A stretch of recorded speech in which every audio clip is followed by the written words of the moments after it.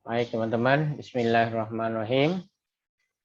Saya berharap bahwa pertemuan kita malam ini membawa berkah dan menjadikan Anda semua mahasiswa-mahasiswa yang mempunyai wawasan tentang aktiva tetap ya. Dan mudah-mudahan bisa bermanfaat di kemudian hari pada saat Anda semua bekerja atau berkiprah di dunia usaha atau di dunia apapun ya. Mudah-mudahan bisa dipahami. Oke, hari ini kita akan membahas aktiva tetap, teman-teman. Jadi, saya berharap kalian sudah sedikit paham dari akuntansinya, yaitu akuntansi keuangan menengah 1 ya. Jadi AKM 1 itu menjelaskan tentang aktiva tetap dan penyusutan. Mungkin yang baru di sini adalah revaluasi ya. Jadi nanti akan di akhir akan ada bagaimana revaluasi aktiva tetap, yaitu penilaian kembali dalam hal harga perolehannya sudah tidak sesuai dengan kondisi terkini. Baik, akuntansi perpajakan atas aktiva tetap membahas dua hal ya. Jadi yang paling utama adalah membahas tentang harga perolehan aktiva tetap menurut komersil dan akuntansi perpajakan ya. Termasuk harga perolehan ya versus harga pembeliannya. Ya akan ada beberapa perbedaan-perbedaan antara ketentuan akuntansi atau SAK, standar akuntansi keuangan, dengan ketentuan-ketentuan perpajakan ya sesuai dengan Undang-Undang Nomor 7 Tahun 83 Junto Undang-Undang 36 2008 ya tentang pajak penghasilan. Ya. Di dalam undang-undang tersebut akuntansi aktiva tetap dibahas di pasal 11 ya, pasal 11A. Ya, bagi kalian yang punya waktu membuka undang-undang silahkan dibuka. Lalu yang kedua adalah penyusutan aktiva tetap menurut metode komersil ya versus metode perpajakan, karena bisa saja penyusutan aktiva tetap ini berbeda antara ketentuan SAK dan ketentuan perpajakan atau fiskus ya.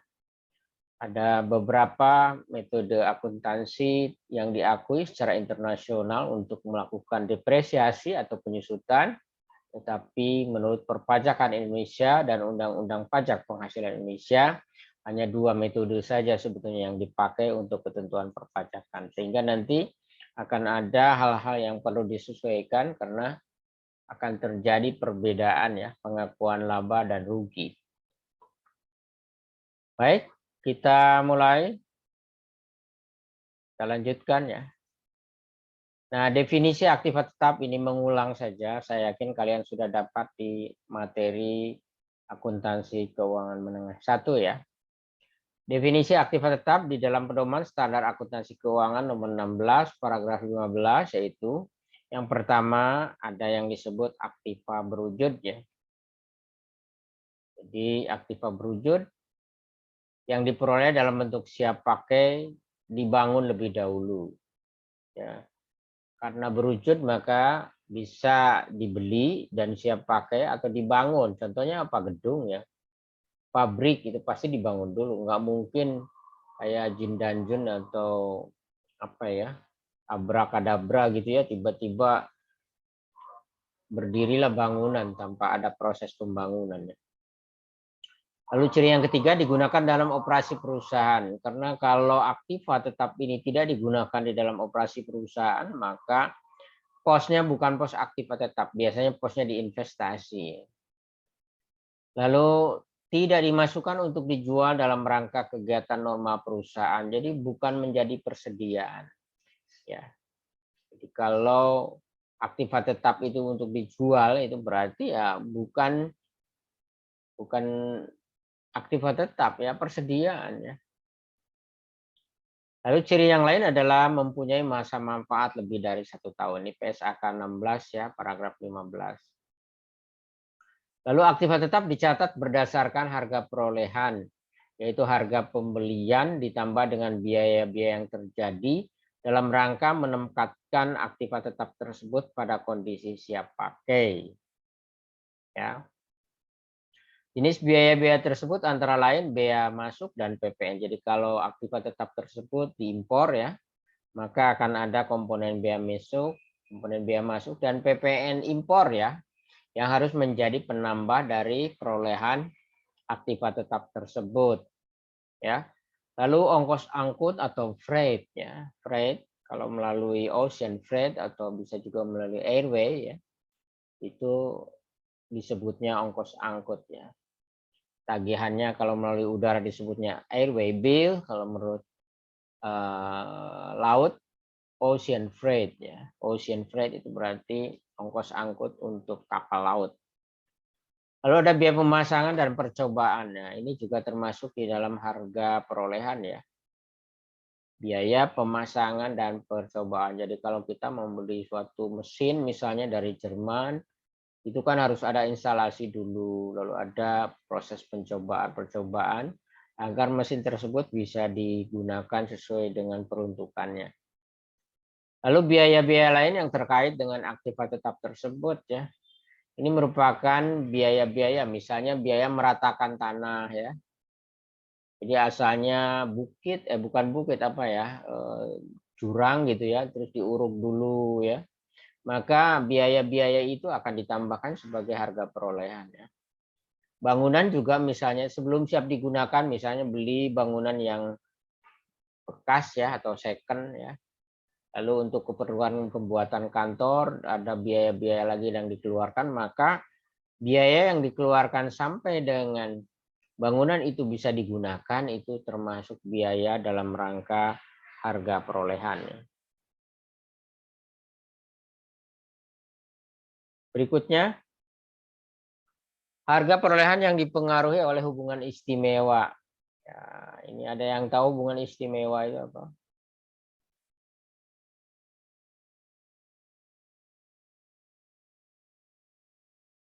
Ya. Jadi penyertaan modal langsung atau tidak langsung lebih dari 25%, ini hubungan istimewa, ya. WP menguasai teknologi, kekuasaan atas manajemen dan manajemen atas WP lainnya. Lalu ada hubungan keluarga, saudara dan semenda dalam garis keturunan lurus dan ke samping ya. Sedarah semenda ya. Jadi sedarah semenda. Kalau sedarah itu lurus jadi ke atas ayah ya, ayah, ibu, ke bawah anak gitu ya. Itu sedarah ya. Kalau semenda itu istri, mertua itu semenda. Ya. Bagi kalian yang belum paham ya, ini sedikit tambahan. Jadi semenda itu ipar ya. Adik ipar, kakak ipar itu semenda. Mertua itu semenda, istri juga semenda. Ya. Di mana apabila ada transaksi di antara dua perusahaan yang terlibat sedarah dan semenda atau hubungan istimewa, atau karena ada keterkaitan penyertaan modal di atas 25%, maka itu juga harus dijadikan perhatian. Kenapa ya? Karena biasanya transaksi antar pihak-pihak yang mempunyai hubungan istimewa itu ada hal-hal yang bisa merugikan pajak. Negara bisa dirugikan. Ya. Lalu yang keempat ya, yang paling penting, dalam kondisi ada transfer pricing. Nah, ini transfer pricing karena adanya hubungan istimewa biasanya, maka atas transaksi-transaksi tersebut dilakukan penghitungan ulang dengan menggunakan metode-metode sebagai berikut. Ada comparable uncontrolled price method ya. Jadi metode perbandingan ya atas harga-harga yang tidak terkontrol. Ya. Lalu ada resale price method. Jadi metode harga jual kembali ini dicek lagi ya. Lalu ada cost plus method. Jadi metode cost dan biaya ya. Cost plus biaya plus maksudnya. Lalu ada profit split method. Jadi metode split itu apa ya? Memisahkan ya. Splitting ya dari profit. Ini metode-metode dalam hal ada transfer pricing. Transfer pricing itu hubungan-hubungan baik serah terima tanah atau serah terima bangunan yang karena hubungan istimewa. Yang namanya hubungan istimewa kan suka ada perbedaan ya. Kalau saya misalnya ya jual mobil ke orang dengan jual mobil ke anak pasti beda harga. Dan itu sudah alamiah ya teman-teman. Jadi yang namanya bunga istimewa itu pasti tidak hanya di keluarga ya.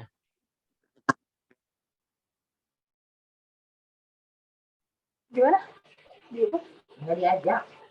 Oh jadi nggak pernah masak? Mbak Safira. Nah, aku kira makannya Di unmute dulu Mbak Safira. tapi itu buang. Bukan ya, cuma ciminya doang ya. Sama semua cumi ada tinta hitamnya. Iya, terus aku nggak dipakai gitu nih. Kalau kira pernah makannya dipakai semua dipisahin di dalam. Mbak Safira. Ikan-ikan di piring itu.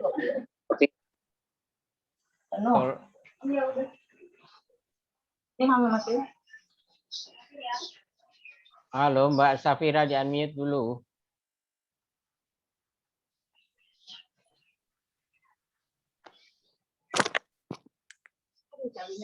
Siapa nih ya? 0838. Mbak Safira. Halo. Safira termasuk kelas ini bukan ya teman-teman? Mas Agus? Iya Pak, termasuk kelas ini. Oh, tolong ya diperhatikan teman-teman kalau lagi daring, kalau lagi kuliah. Anda harus berhati-hati mute dan unmute-nya ya. Jadi jangan sampai ngobrol mengganggu perkuliahan ya teman-teman. Ya, jadi seperti tadi ya. Jadi tolong perhatikan video dan speakernya ya.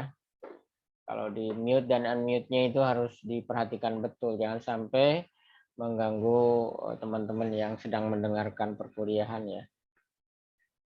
Oke, Mbak Safira. Ya. Jadi agar semuanya apa ya, tidak ada gangguan lah ya. Kalau terganggu kan nggak enak ya. Baik, itu tentang transfer pricing ya. Lalu bagaimana dengan tanah ya? Jadi, mohon perhatian sekali lagi ya teman-teman. Jadi tolong kalau Anda sudah bergabung dalam kelas ini, perhatikan kalau memang ada pembicaraan apapun dengan keluarga, ya, dengan suami, dengan istri, adik, siapapun, silahkan dimatikan mic-nya ya. Jadi jangan sampai mic-nya tetap menjadi konsumsi kita-kita yang sedang mendengarkan kuliah ya. Baik, kita teruskan teman-teman. Waktu tinggal 8 menit. Tanah ya sekarang. Nilai tanah tidak disusutkan karena tidak dapat usang. Jadi tanah itu tidak berkurang ya. Jadi beli tanah sekarang sampai kiamat ya segitu, tidak berkurang ya. Jadi tanah dari permukaan tanah sampai lapisan yang ada di bawah tanah serta udara di atasnya itu adalah milik kita ya. Kalau kita membeli tanah. Cuma kalau beli tanah itu kan tidak bisa dibawa, tidak bisa dipindah-pindah ya. Kalau mau dipindah ya harus dijual dulu.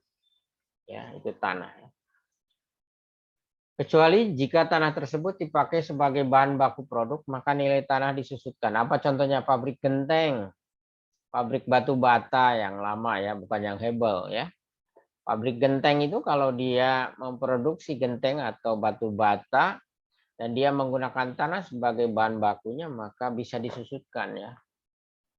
Kenapa? Karena berkurang kalau itu permukaan tanahnya berkurang. Tapi kalau digunakan untuk bangunan biasanya tidak disusutkan ya. Apalagi kalau untuk misalnya fasilitas parkir dan sebagainya ya, itu tidak disusutkan. Termasuk dalam golongan tanah adalah tanah tempat gedung berdiri, halaman untuk parkir dan taman ya. Ini termasuk di dalam golongan tanah. Baik dalam akuntansi komersil maupun akuntansi perpajakan, nilai tanah termasuk biaya-biaya pembelian dan pemotongan tanah atau perataan ya, perataan tanah, pengurusan izin ya, termasuk BPHTB-nya, pemindahan atau perpanjangan hak kalau memang ada. Karena apa? Kalau bukan hak milik maka akan ada waktu kadaluarsanya ya. Misalnya hak guna bangunan atau hak guna usaha, maka jika sudah habis harus diperpanjang dan perpanjangan ini akan menambah harga perolehan tanah. Walaupun jenis hak atas tanah bermacam-macam, ada hak milik, ada hak guna bangunan, ada hak pakai, ada hak guna usaha ya. Tetapi pencatatan di dalam rekening aktif tetap tidak dipisahkan ya. Tidak dibedakan, oh ini hak milik beda dengan hak guna usaha, tidak ya. Di dalam pencatatan di akuntansi tetap semuanya adalah tanah atau tempat bangunan berdiri di atasnya ya. Berikutnya, jika terdapat biaya tambahan untuk tanah urugan agar siap dibangun, maka biaya tersebut dapat diakui sebagai pengurang nilai tanah atau sebagai biaya bagi perusahaan. Jadi bisa dua cara, bisa mengurangi nilai tanah atau bisa juga dianggap sebagai biaya bagi perusahaan. Untuk keperluan perpajakan sebaiknya dicatat sebagai apa?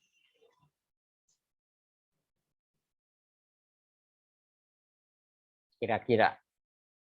Kalau ada misalnya urugan ya. Kalau urugan berarti kan nambah biaya. Kalau dari segi pajak mending nambah biaya atau mending sebagai pengurang nilai? Sebagai pengurang nilai. Pengurang nilai. Kalau pengurang nilai kan nggak disusut. Bagi pajak ada pengaruhnya enggak? Ya, yang berpengaruh terhadap pajak adalah penyusutan. Ya.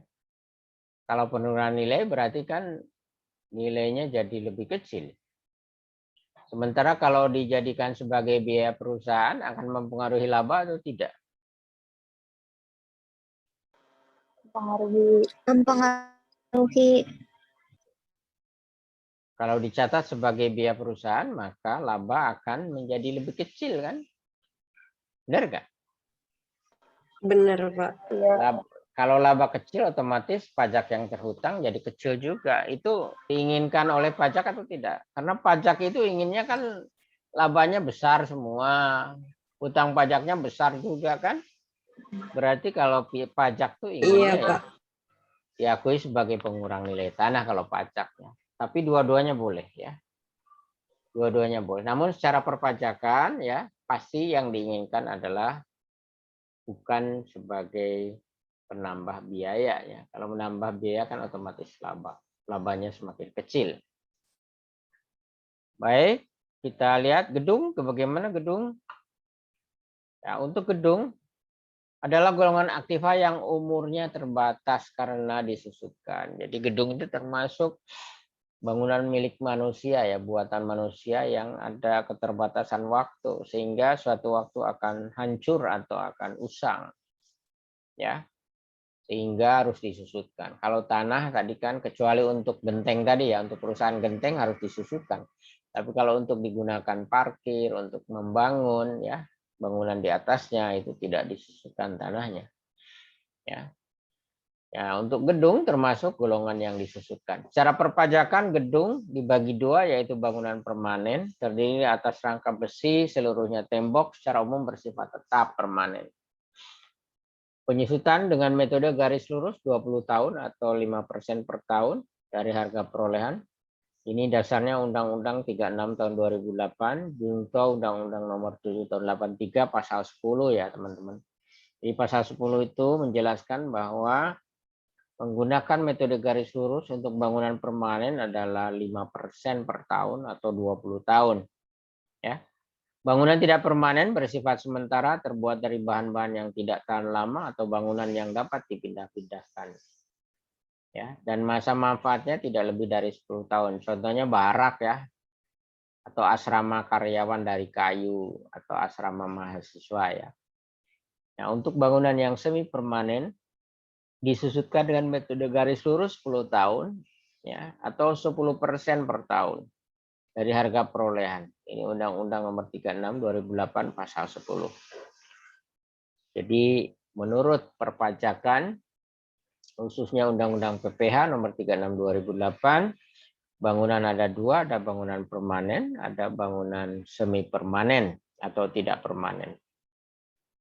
Harga perolehan gedung jika diperoleh dari pembelian terdiri dari harga beli gedung, biaya perbaikan tambahan sampai gedung dapat dipakai, biaya lain-lain ya seperti biaya balik nama, BPHTB dan lain-lain ya. Kalau ada makelar ya masukkan biaya makelar ya karena termasuk di dalam pengorbanan untuk membeli gedung tersebut.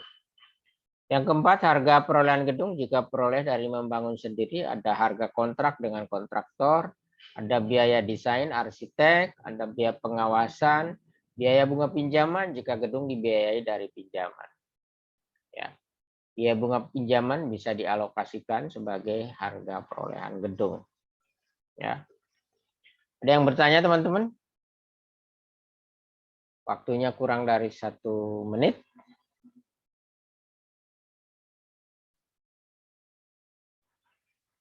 Saya yakin kalian sudah pernah memperoleh materi ini di akuntansi keuangan menengah 1. Mungkin Pak Tafitri atau siapa yang menjelaskan. Siapa dosen AKM 1 kalian?